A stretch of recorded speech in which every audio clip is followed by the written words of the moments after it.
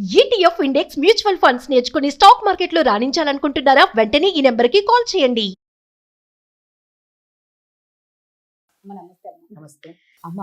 అందరి ఇళ్లలో లక్ష్మీదేవి స్థిరంగా ఉండాలి, కష్టాలు ఏం ఉండకూడదు, అన్ని సుఖ సంతోషాలు ఉండాలని చెప్పి అమ్మ డబ్బు రావాలి అంటే లక్ష్మీదేవిని పూజిస్తాం. కానీ కొంతమంది ఏంటంటే మేము ఎంత పూజించినా మాకు సంపద రాదు, మా కష్టాలు తీరట్లేదు, రోజుకు కొత్త బాధ కొత్త కష్టమే వస్తుంది అంటారు. ఎందుకమ్మా అలా? మంచి చేసినా మాకు చెడే జరుగుతుంది. ఖచ్చితంగా అదే అంటారు. మేము మంచి వాళ్ళు మంచి చేసినా, మేము ఒకరికి సహాయం చేసాం, మాకు నష్టాలే వస్తాయి, కష్టాలే వస్తున్నాయి. ఎందుకు? మనము కష్టాలు అంటే ఏంటి అసలు? ఏది కష్టం మీకు? ప్రతి ఒక్కరు అంటారు, ఎవరో ఒక మాట అన్నారు, అదే కష్టమే. ఆర్థికంగా ఒక 10 రూపాయలు తక్కువైంది, నేను పట్టు చీర కొనలేకపోతున్నాను వరలక్ష్మి వ్రతం రోజు, అది కష్టంగానే భావిస్తున్నాను. లేదు, నేను ఇన్ని ప్రసాదాలు చేయకపోతున్నాను, అది కష్టంగానే భావిస్తున్నాను. కష్టానికి ఫ్రేమ్ ఏంటి? అది ముందు తెలుసుకోవాలి. సరే, ఇంకొక మాట అడిగారు మీరు, నేను మంచి చేస్తున్నాను కానీ నాకు వచ్చేదంతా చెడు, కానీ వాళ్ళు చెడు చేస్తున్నారు, వాళ్ళు ఈరోజు ఒక ఇల్లుకి 2 ఇళ్ళు, 2 ఇళ్ళకి 3 ఇళ్ళు వృద్ధి చెందుతూ ఉన్నారు. అయితే తప్పే చేస్తాను నేను కూడా, అంతే కదా, తప్పే చేస్తాను. నేను ఒక్క ఎగ్జాంపుల్ చెప్తాను మీకు. ఇది ఒక ట్యూబ్ ఆకారం అనుకుందాం, 2 పక్కన ట్యూబ్. ఇది కష్టం, రైట్ సైడ్ ఉన్నది కష్టం అనుకుందాం, శుభం అనుకుందాం పోనీ. ఇది శుభం, లెఫ్ట్ ఉన్నది కష్టం అనుకో. ఇది సుఖము, అది కష్టం. కష్టం, ఇది సుఖం, ఇది కష్టం, రైట్ సైడ్. మనము సుఖం అంటే మంచి చేస్తూ ఉన్నాం, దీంట్లో మంచి వెలుస్తున్నాం. ఇందులో మంచి చేస్తుంటే మంచే ఉండాలి.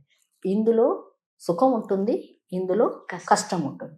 మనం మంచి చేస్తున్నాం, అయినా మనకు బయట నుంచి వచ్చేది కష్టం. మంచి చేస్తున్నాం, కష్టం వస్తుంది, మంచి చేస్తున్నాను, కష్టం వస్తుంది కదా. కానీ వేరే వాళ్ళకి చెడు చేస్తున్నాను అంటే చెడు చేసిన వాళ్ళకి మంచి వస్తుంది, సుఖపడుతుంది. అయితే నేను ఇదే ఇందులో పుడతాను, నేను చెడు చేస్తాను, నాకు సుఖం వస్తుందంట. కాదు, ఇక్కడ కష్టం తీరిపోతూ ఉంటుంది, ఇది మంచి నిండిపోతూ ఉంటుంది కదా. ఇక్కడ నువ్వు సుఖం మంచితనం చేస్తూ ఉంటావు, ఆ మంచి పెరుగుతూ ఉంటుంది. ఈ నీలో ఉన్న పూర్వ కర్మలు తొలగిపోతూ ఉంటుంది, పూర్తిగా మంచిది. కానీ ఓర్పు సహనం ఉండాలి. మనకు వెంటనే ఇన్స్టెంట్ కదా అన్ని, ఇలా మంచి చేయాలి, ఇలా వచ్చాలి.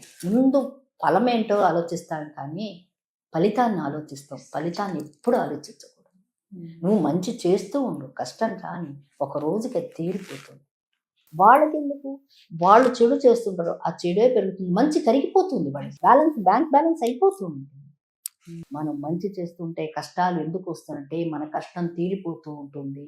రాను రాను కొన్ని రోజులకి దేరి హై అందేరి నయ్యి అంటారు, దూరం ఉంది కానీ చీకటి కాదు. ఎప్పుడు నమ్మకము, ఓర్పు, సహనము ఉన్న చోట లక్ష్మి. లక్ష్మి అంటే ఏంటి? డబ్బేనా? మంచి భర్త దొరకడం సంపదే, మంచి పిల్లలు సంపదే, మంచి ఆరోగ్యము సంపదే. అంతెందుకు నీతో కలిసి నవ్వుతూ మాట్లాడుతున్నారు, మన చుట్టూ మనుషులు ఉన్నారు, అది సంపదే. అది లేని వాళ్ళు ఎంతమంది ఉన్నారు? మాట్లాడిస్తే పలకరించే వాళ్ళు ఎంతవరకు, అది సంపదే.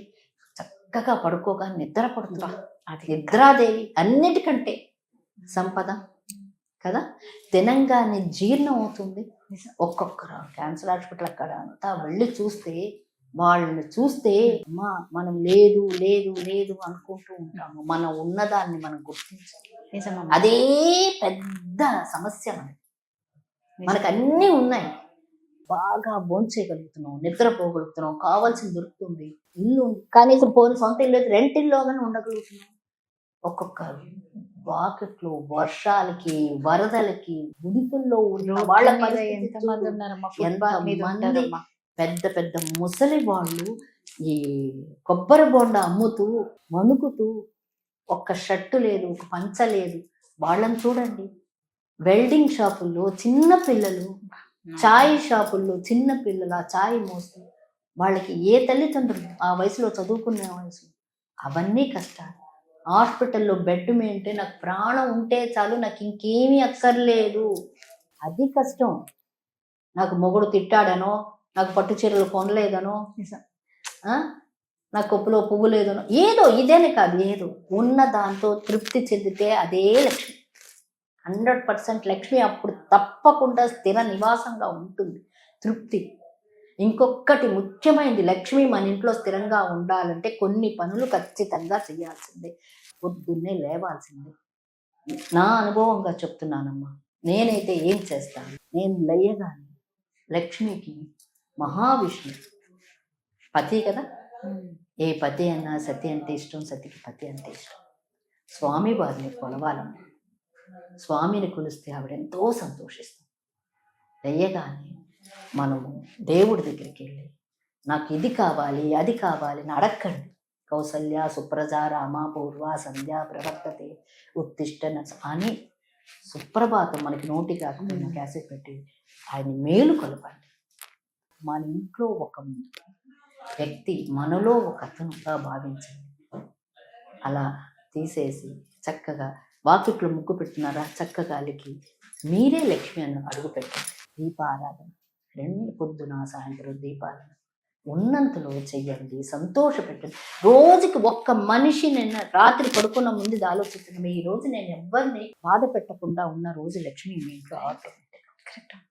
ఏమి చెక్కల కూర్చో ఒక నవ్వు, ఆ ఎదుటి వాళ్ళ నవ్వు, ఆ చిన్నపిల్లల నవ్వుల్లో, తాత నవ్వుల్లో, పెద్ద ఆయన ఒక చేతనివ్వండి. నేను ఉన్నానని ఒక భరోసా ఉండకల్లా, ఒక భరోసా. అంటే అనారోగ్యం వాడికి నేను సగా ఎన్ని ఉన్నాయమ్మా, చెప్పుకుంటూ పోతే తరగని గని. అందరి దగ్గర లక్ష్మీదేవి ఉంది, అందరి దాన్ని వాళ్ళు మనం యూజ్ చేసుకోవట్లే అనిపిస్తుంది. మీరు చెప్పేదా విలువ తెలియట్లేదు అమ్మా. ఉన్నవాడికి ఎప్పుడు విలువ తెలియదు. అంతే. హెల్దీగా ఉన్నవాడికి వాడికి ఆరోగ్యం తెలియదు. అది కరెక్ట్, 100% కరెక్ట్. నిజంగా అదే అనిపిస్తుంది. కాళ్ళు చేతులు ఇచ్చాడు ఆ భగవంతుడు, అంతకు మించింది ఏమొద్దు. ఆరోగ్యాన్ని ఒక్కటి ఇయ్యా అని మనం వేడుకోవాలి. అది ఉంటేనే కదా మనం ఏం సాధించాలో పూజ చేయడానికి నిలబడితే కదా. అదే కదా భగవంతుడు ఇచ్చిన దానికి నిజంగా కృతజ్ఞత ప్రతి నిమిషం ప్రతి సెకండ్ చెప్పుకోవాలి. రోజు చాలా బాగా చెప్పారు. అది ఆ కృతజ్ఞత భావం ఉంటే లక్ష్మి నీ అంతటే ఉంటది. చాలా చక్కగా చెప్పారు. ధన్యవాదాలు.